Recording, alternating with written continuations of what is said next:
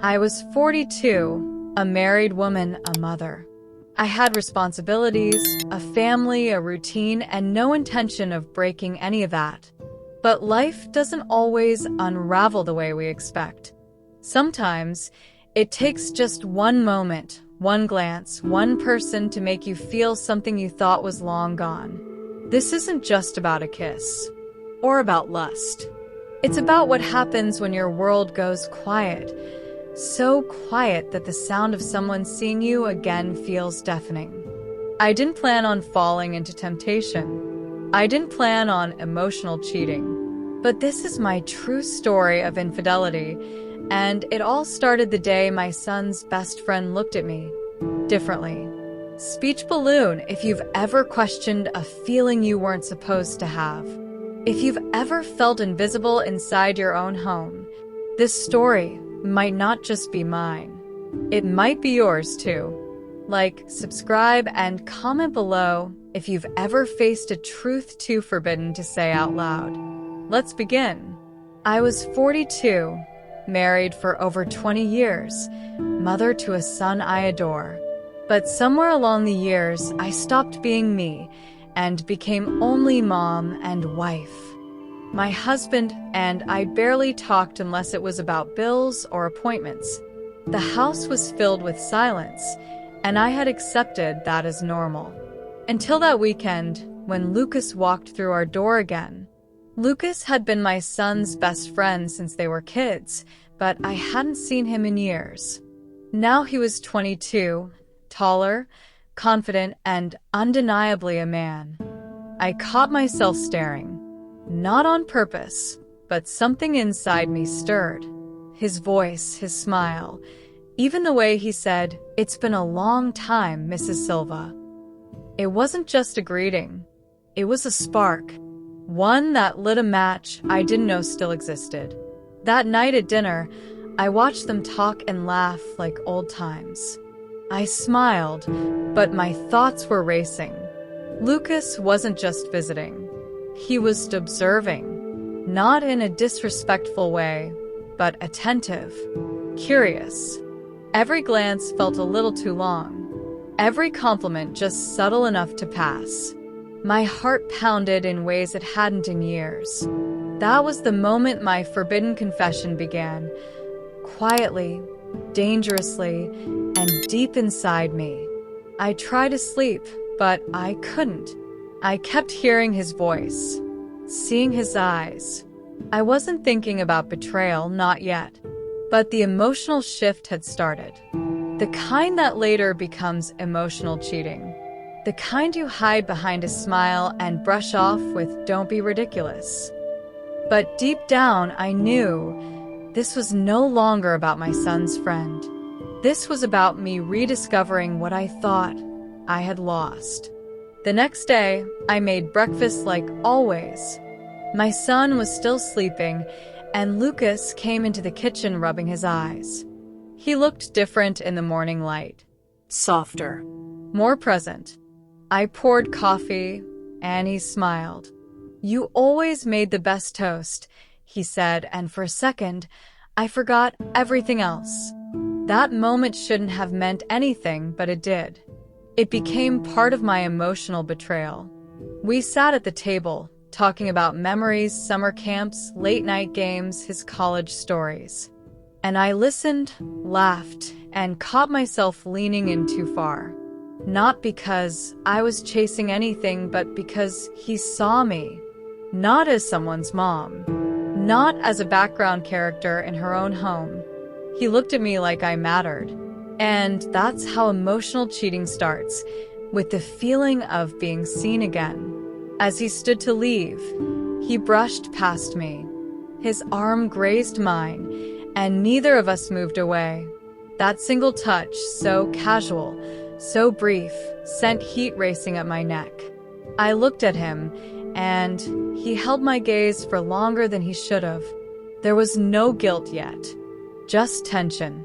Awareness. A forbidden connection that hadn't turned physical, but had already crossed a line. That night, I couldn't stop thinking about it. The touch. The look. The feeling. My husband was watching TV in the living room, and I was pretending to fold laundry. But my mind was elsewhere. I was building a story inside myself, a cheating wife story that hadn't happened yet, but was already alive in my heart. And the worst part? I didn't want to stop it. It happened in the hallway. Everyone else was asleep. I got up for water, and so did he. We bumped into each other in the dark, neither of us expecting it. "Sorry," I whispered. "My fault," he said. But we didn't move. We just stayed there, inches apart, breathing the same air, hearts racing. I don't know who leaned first, but I know we both knew what was coming. That moment became my forbidden confession. The kiss was soft, hesitant, but it shattered everything. Years of silence, numbness, and routine melted in that single touch. His lips on mine felt like electricity, not just in my body, but in my memory. It reminded me of who I used to be, who I could still be. And yet, it was a betrayal. A real, undeniable cheating wife story playing out in silence.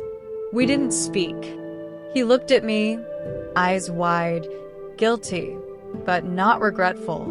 I turned and walked away. My hands were shaking. I could still feel the kiss, like it had been carved into me. In my bed, beside my husband, I cried quietly. Not because of what I had done, but because of how alive it made me feel. That was the beginning of my true story of infidelity. Not the moment I kissed him, but the moment I didn't stop it. The next morning, everything looked the same, but nothing felt the same. I avoided his eyes. My son was laughing, oblivious. My husband kissed my cheek, and I smiled while a storm raged inside me. Guilt and desire, fear and power. I had crossed the line, and somehow I knew it wouldn't stop there. Because once the seal is broken, the silence only grows deeper, and betrayal becomes routine. It didn't end with the kiss. He stayed for another week, and during that time, we crossed that line again. And again. First in silence, then in whispers, then in places I never imagined. The hallway, the guest room, even in the car parked outside. I wasn't just living a cheating wife story anymore. I was choosing it, day after day. I started waiting for the moments we could steal. My heartbeat would race every time we were alone.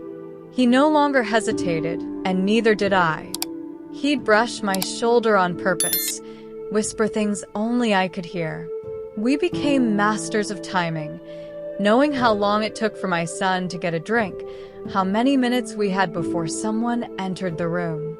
We were careful, but not careful enough, because betrayal always leaves a trace. I was lying more, smiling more, oddly. I felt alive again, yes, but I was also becoming someone I didn't recognize. Someone who could kiss her husband at night and crave someone else by morning. I kept telling myself it was temporary, that I would stop. But then he'd look at me with that fire in his eyes, and I'd give in again. That's the power of a forbidden confession. It doesn't scream, it seduces. By the time he left, I had already created a version of myself I couldn't undo. The house felt empty again, but not in the way it did before. Now it felt hollow, like something sacred had been replaced by a secret. A true story of infidelity that no one suspected, but I lived it in my skin, my thoughts, my silence. And it wasn't over. Not by a long shot.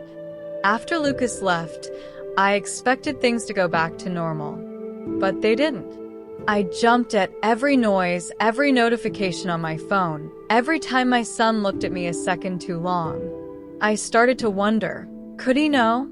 Could my husband feel it? That something in me had shifted? That I wasn't the same woman anymore? Because I wasn't.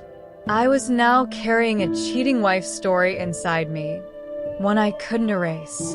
I avoided mirrors. I avoided questions. I became a better wife, ironically, kinder, more attentive, trying to cover the cracks with care. But it wasn't real. It was fear. Fear that someone would find out about my forbidden confession. That one misplaced word, one glance, one text could destroy everything. I knew what I had done, and now I was waiting for the price.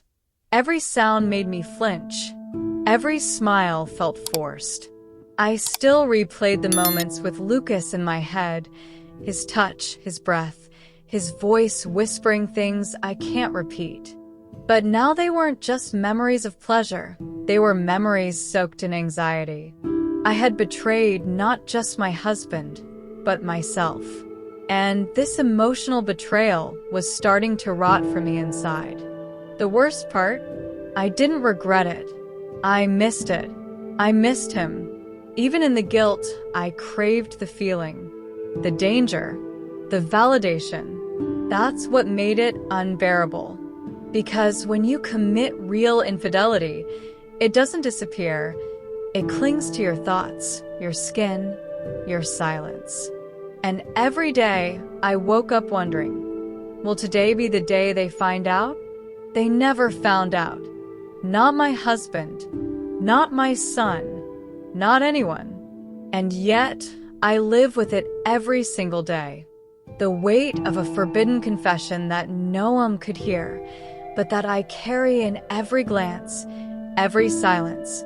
Every night I lie beside a man I no longer see the same way. I thought the fear would fade, but it didn't. It became part of me, like a scar that doesn't hurt, but never disappears.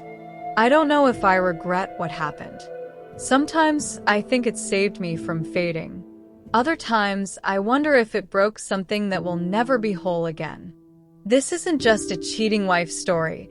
It's a true reflection of how emotional betrayal can happen slowly, without planning, and still leave a permanent mark.